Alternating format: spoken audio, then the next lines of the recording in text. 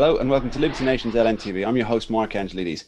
President Trump up against the wire. What's happening in Congress? What's happening in America? To join us on this is Liberty Nation's Joe Schaefer. Welcome, Joe.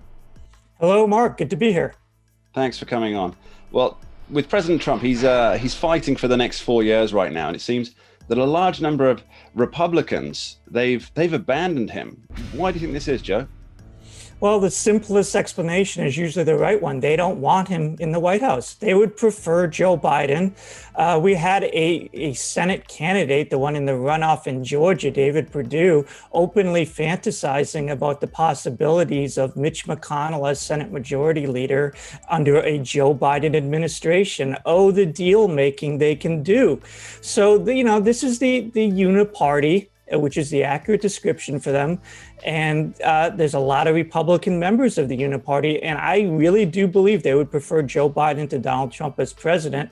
And the question is, what do Trump's supporters make of that, and where do they go from there? That is a very big question that we'll be addressing later on, Joe. So, it seems that arguably President Trump has been the most successful president in a generation. Why would the Republicans, why would they ditch that trail of success for something that by every metric is an untested quantity? Well, what metric of success are we discussing here? The metrics are different. It's not success on their part. Success for them is 1988 through 2015, where they get to cut up their insider business deals, out of the public view. Look at this stimulus bill that was bloated with pork. That's what they want to get back to. They can't wait to get back to that. And Donald Trump upset their little apple cart. So that has to be removed. They're excited that it's being removed. So their metrics of success the last 4 years has been a failure, and they can't wait to get back to business as usual, which is what they are hoping for under a Biden administration. And so again, is this really a united Republican Party? I see two factions. You have the leadership, which is out of touch with the grassroots. The grassroots is this America First, Make America Great segment. And then you have the leadership, which is all about politics as usual, cronyism, K Street, let's serve our corporate donors. And there is a divide here. And will the Republican Party stay united, or will there be some kind of breakup? That's what we're going to have to see in 2021.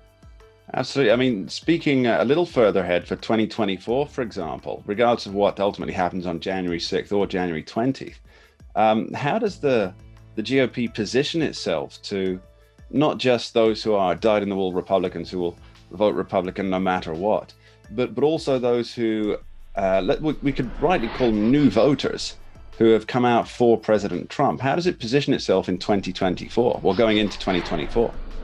See, I think the Republican Party is losing some of those dyed-in-the-wool, will always vote for the guy with the R next to his name. That's the politics of the past. That's the pre-2016 politics that they think they can just go back to. And they're taking these voters for granted, these people who were just starving for some kind of alternative, which is what Donald Trump presented. He became the alternative to this stale politics that tens of millions of Americans were sick of. And they just think they can go back to it. And I don't see it happening. So you have a Republican establishment that doesn't fully understand the anger inside their own party's base, trying to go back to just playing, putting the band back together. And that's what is going to be problems. I think we can talk about this later, but I think there is a big monkey in their wrench coming up in 2021. I think it's going to be a game changer, and I think it's going to shake the uniparty to its core. That brings me on to my final question, Joe. Although, as you're saying, the more rhino-based ones, or the old guard Republicans, see a Biden administration as a gift in some ways, but the splitting of the party, isn't that the real gift for the Republicans, where they won't really have an opposition because there'll be some of those people who voted in 2016 and 2020 for Donald Trump who back the Republicans, but others that just won't because of Republican behavior? Isn't this a gift for the Democrats? See, I don't see it that way because I see a new alignment. We really have three parties now. We have a progressive left that can work with the establishment. They've proven they can work with the Democratic establishment. And we have a populist right, the America First right, which cannot work with the Republican establishment because the establishment despises them so much.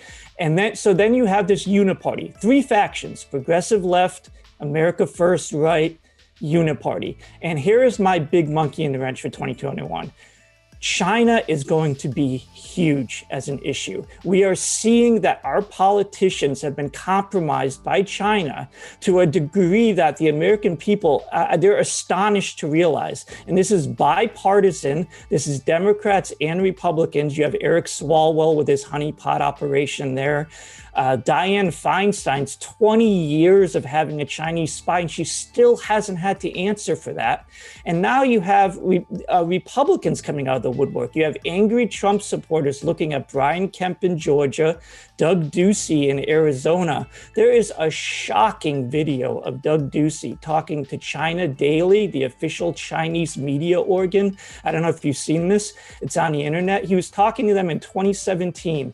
Talking to the communist Chinese and saying he is eager to offer them semiconductors, aerospace, our defense industry, mining and ores in the state of Arizona. He's telling the communists that on a video, that he can't wait to work with them on American defense industry plants in Arizona.